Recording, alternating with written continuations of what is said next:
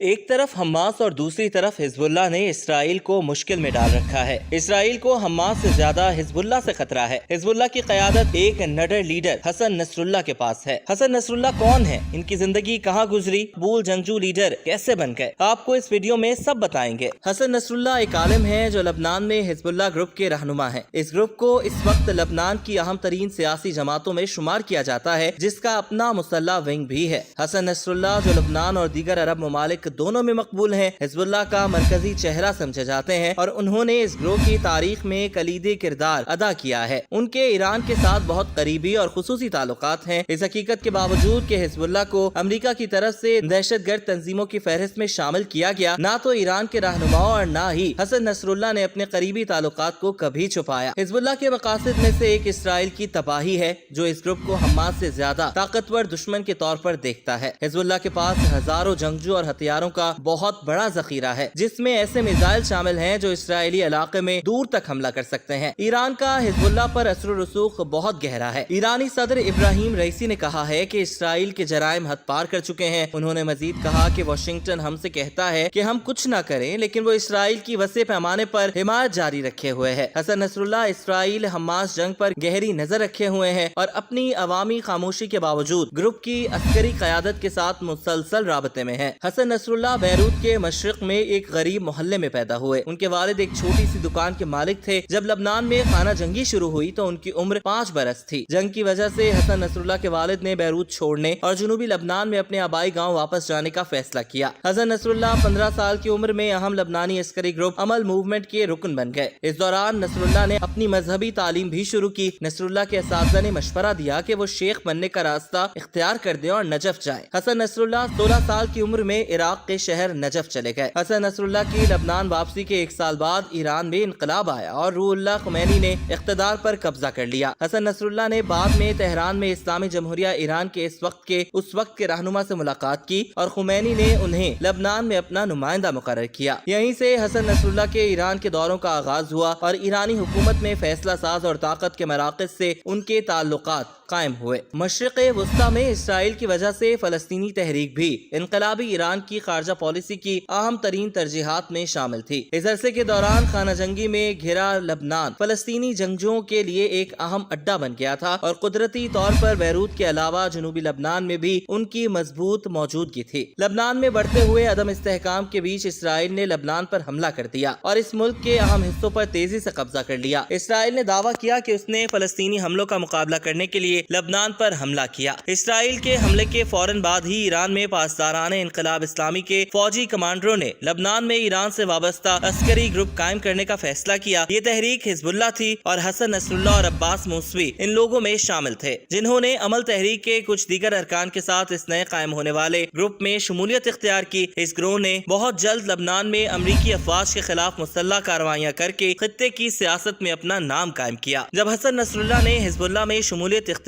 کی تو ان کی عمر صرف 22 برس تھی اور وہ نو آموز سمجھے جاتے تھے۔ حسن نصر اللہ کے ایران سے تعلقات دن بدن گہرے ہوتے جا رہے تھے۔ انہوں نے اپنی دینی تعلیم کو جاری رکھنے کے لیے ایران کے قم شہر جانے کا فیصلہ کیا۔ نصر اللہ نے 2 سال تک قم میں تعلیم حاصل کی اور اس عرصے کے دوران فارسی سیکھنے کے ساتھ ساتھ ایرانی اشرافیہ میں بہت سے قریبی دوست بنائے۔ 1992 میں حزب اللہ کی قیادت حسن نصر اللہ کے ہاتھ میں چلی گئی۔ اس وقت ان کی عمر 32 سال تھی۔ اس وقت لبنان کی خانہ جنگی کے خاتمے کو 1 سال گزر چکا تھا اور نصر اللہ نے ملک میں حزب اللہ کی سیاسی شاخ کو اپنی عسکری شاخ کے ساتھ ساتھ ایک سنجیدہ کھلاڑی بنانے کا فیصلہ کیا۔ اس حکمت عملی کے نتیجے میں حزب اللہ لبنانی پارلیمنٹ کی 8 نشستیں جیتنے میں کامیاب ہوئی۔ حسن نصر اللہ کی قیادت میں حزب اللہ گروپ کی مقبولیت میں نمایاں اضافہ ہوا۔ سن 2000 میں اسرائیل نے اعلان کیا کہ وہ لبنان سے مکمل طور پر نکل جائے گا اور اس ملک کے جنوبی علاقوں پر قبضہ ختم کر دے گا۔ حزب اللہ گروپ نے اس تقریب کو ایک عظیم فتح کے طور پر منایا اور اس فتح کا صحرا حسن نصر اللہ کے نام لکھا گیا۔ عرب شہریوں کی نظر میں اسے ایک اہم کامیابی قرار دیا گیا۔ لبنان سے اسرائیل کے انخلا کی وجہ سے حزب اللہ گروپ کے مسلح رہنے کی قانونی حیثیت ختم ہو گئی اور غیر ملکی طاقتوں نے حزب اللہ کو غیر مسلح کرنے کی درخواست کی، جس سے حسن نصر اللہ نے کبھی اتفاق نہیں کیا۔ 2002 میں حسن نصر اللہ نے اسرائیل کے ساتھ مذاکرات کے دوران قیدیوں کے تبادلے کا معاہدہ کیا، جس کے دوران 400 سے زائد فلسطینی، لبنانی قیدیوں اور دیگر عرب ممالک کے شہریوں کو رہا کیا گیا۔ اس وقت نصر اللہ پہلے سے زیادہ طاقتور اور بااثر دکھائی دے رہے تھے۔ لبنانی سیاست میں ان کے حریفوں کے لیے ان کا مقابلہ کرنا اور ان کے اثر و रसूख और ताकत के फैलाव को रोकना एक बड़ा चैलेंज बन चुका था। 2005 में हिजबुल्लाह के जंगजू इसराइल में दाखिल हुए और एक फौजी को हलाक और 2 फौजियों को यरगमाल बना लिया। इसराइल का रद्द-ए-अमल एक शदीद हमला था जो 33-34 दिन तक जारी रहा और इस दौरान तकरीबन 1200 लबनानी जाँ बहक हो गए। इस जंग के नतीजे में हसन नसरुल्लाह की मकबूलियत में और इजाफा हुआ, जिनको अरब ममालिक में इसराइल के खिलाफ मुजाहमत करने वाले आखिरी शख्स के तौर पर मुतारिफ कराया गया। हिजबुल्लाह की ताकत में इजाफे की वजह से हरीफ ग्रुपों और हरीफ ग्रोहों बिलखसूस लबनानी सियासतदानों ने हिजबुल्लाह के खिलाफ कोशिशों को तेज किया। 2007 में लबनानी हुकूमत ने मंजूरी दी कि हिजबुल्लाह के ज़ेरे कंट्रोल टेली कम्युनिकेशन सिस्टम को खत्म कर दिया जाए और टेली कम्युनिकेशन के मामलात सिर्फ हुकूमत के कंट्रोल में हों। इस फैसले को न सिर्फ हसन नसरुल्लाह ने कबूल नहीं किया, बल्कि थोड़े ही अरसे में उनके मुसल्लह ग्रोह ने बैरूत पर मुकम्मल कंट्रोल हासिल कर लिया। 2008 में लबनानी पार्लियामेंट में हिजबुल्लाह की नशिस्तों की तादाद कम होने के बावजूद नसरुल्लाह वीटो का हक बरकरार रखने में कामयाब रहे। इसी साल लबनानी काबीना ने हिजबुल्लाह को अपने हथियार रखने की इजाजत दी थी। यहाँ से हसन नसरुल्लाह एक ऐसी शख्सियत बन गए कि लबनान के सियासी अशराफिया में से तकरीबन कोई भी इनकी ताकत को कम करने में कामयाब नहीं हुआ। ईरान की हिमायत से हसन नसरुल्लाह शाम की खाना जंगी और लबनान में इक्तिसादी बहरान जैसे तारीखी बहरानों पर काबू पाने में कामयाब रहे। 63 बरस की उम्र में उन्हें लबनान में न सिर्फ एक मुनफरिद सियासी और अस्करी रहनुमा तस्वुर किया जाता है, बल्कि उनके रिकॉर्ड पर कई दहाइयों की जदोजहद भी मौजूद है और इस क्रेडिट को अपने सियासी हरीफों की नींदें उड़ाने और प्रोपेगेंडा करने के लिए इस्तेमाल करते हैं।